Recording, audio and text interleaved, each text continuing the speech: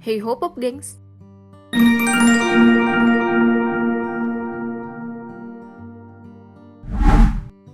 Beternak atau mengembangbiakan dan memelihara hewan untuk dimanfaatkan hasilnya telah dilakukan oleh manusia sejak zaman Mesolitikum akhir. Jauh sebelum manusia mulai mengenal mesin canggih seperti sekarang. Umumnya hewan-hewan yang diternak adalah yang tergolong mampu untuk dijinakkan, seperti unggas, dan menyusul kelompok mamalia seperti sapi, kambing, domba, kerbau, dan babi. Bermula untuk menghidupi diri sendiri, hingga lambat laun mulai dijadikan komoditas yang menguntungkan untuk diambil daging, telur, susu, bahkan kulitnya. Namun siapa sangka, hasil peternakan yang menggiurkan ini ternyata juga bisa datang dari reptil karnivora bertubuh besar, buaya. Yap, di beberapa negara, hewan ini ternyata diternak secara besar-besaran loh dengan teknologi canggih. Kamu penasaran gimana sih peternakan buaya itu? Kuy, simak videonya sama-sama.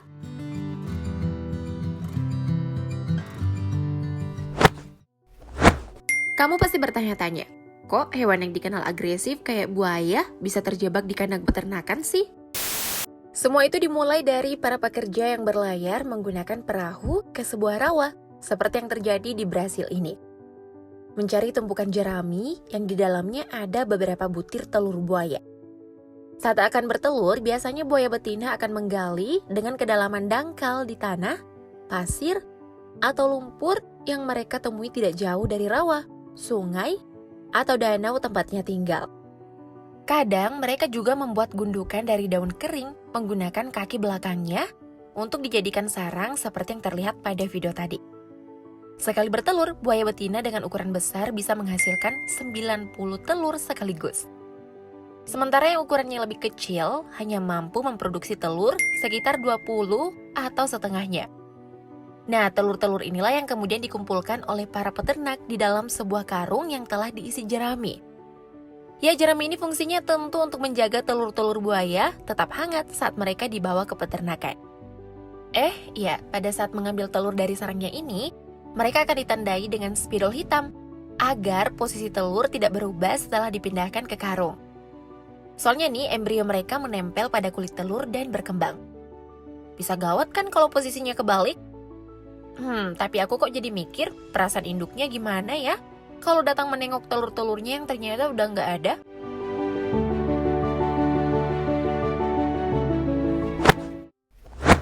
Nah, telur-telur yang dicuri, dipisahkan dari induknya tadi, lalu dibersihkan dan ditempatkan di sebuah inkubator berukuran sangat besar. Inkubator ini bahkan sanggup menampung sekitar 2.000 telur loh.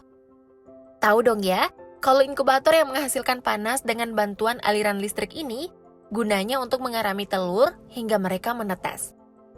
Biasanya sih, suhu panas yang diatur pada inkubator berkisar pada angka 38 derajat Celcius.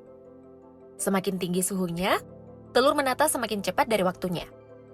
Telur yang diarami di inkubator sebuah peternakan buaya Australia ini contohnya. Mereka akan menetas setelah 80 hari berada di ruangan tersebut. Padahal ini normalnya jika telur-telur buaya berada di alam liar dengan temperatur di dalam sarangnya mencapai 31 derajat Celcius, maka mereka baru akan menetas setelah 90 hingga 110 hari.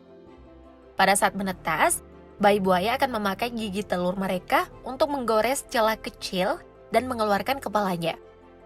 Dan beberapa telur yang sulit menetas akan dibantu oleh peternaknya. Setelah berhasil keluar dari cangkang telurnya dan berhadapan dengan dunia yang kejam ini, mereka akan mengeluarkan suara-suara seperti berteriak memanggil induknya. Induk buaya yang mendengarnya akan datang, mengambil, dan membawa mereka ke dalam air. Ya, itu kalau mereka bertelurnya di sarang sih. Lah, ini di inkubator. Induknya kan gak denger. Sedih deh.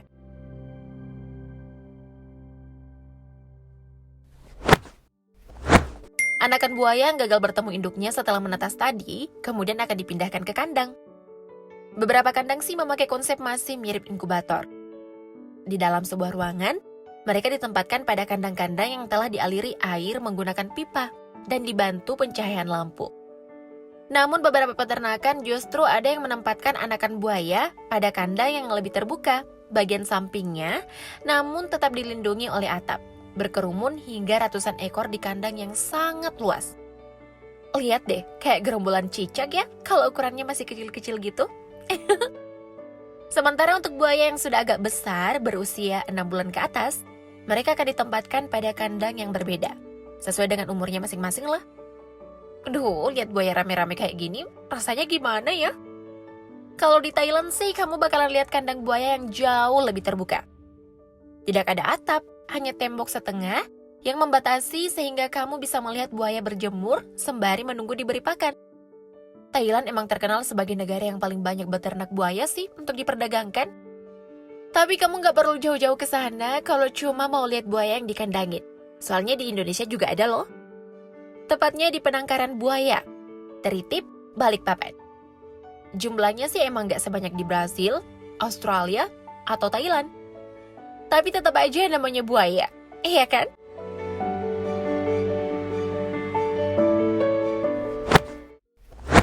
Selanjutnya, buaya yang telah berada pada kandangnya masing-masing memerlukan perhatian yang lebih ekstra.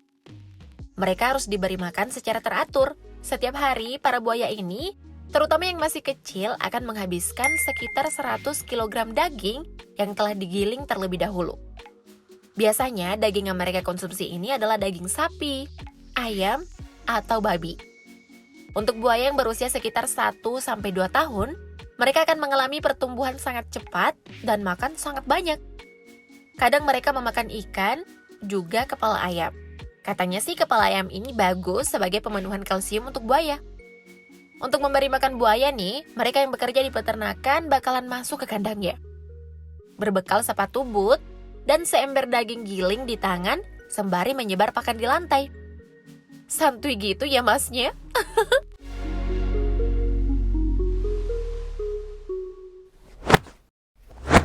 Nah, ini nih yang ditunggu-tunggu setiap peternak. Panen hasil ternak. Kalau sapi perah, kamu bisa dapatkan susu, daging, dan kulitnya. Terus ayam, selain daging, kamu juga bisa dapatkan telurnya. Ya, kadang sih bulunya juga dibuat jadi kemoceng. Sama halnya dengan buaya nih. Meski di Indonesia daging buaya tidak umum dikonsumsi, namun di beberapa negara seperti Thailand, China, Amerika, Brazil, dan Australia, daging buaya ternyata banyak disajikan di restoran. Mereka percaya bahwa daging hewan bersisik ini memiliki manfaat untuk kesehatan, bahkan bisa berumur panjang. Buaya yang telah diberi pakan dan berusia 2-3 tahun akan disembelih. Untuk peternakan skala besar sih dengan teknologi canggihnya, mereka mampu memproduksi banyak daging buaya yang setelah mati akan digantung pada bagian ekornya seperti ini. Lalu dikuliti menggunakan mesin gerinda yang aku jamin pasti sangat tajam. Ya, secara kan kulit buaya emang keras dan kasar. Sampai-sampai alat yang biasanya digunakan untuk memotong besi ini malah dipakai untuk menguliti buaya. Setelah bersih dari kulit, barulah daging buaya akan diukur suhunya untuk mengetahui kualitas dagingnya. Dan akan dipotong secara manual menggunakan pisau super tajam. Barulah dimasukkan dalam plastik dan dipres menggunakan mesin, lalu ditimbang sebelum siap diedarkan. Sementara untuk kulitnya nih yang kasar, akan diluruskan dan diratakan menggunakan mesin pres khusus untuk kulit. Setelah lurus, kulit akan dimasukkan pada sebuah mesin yang berjalan sendiri untuk diberi warna. Nah, dari sinilah barang-barang branded seperti jaket kulit, dompet kulit, tas kulit, hingga rim akan tercipta. Kamu punya koleksi dari kulit buaya? Komen di bawah dong!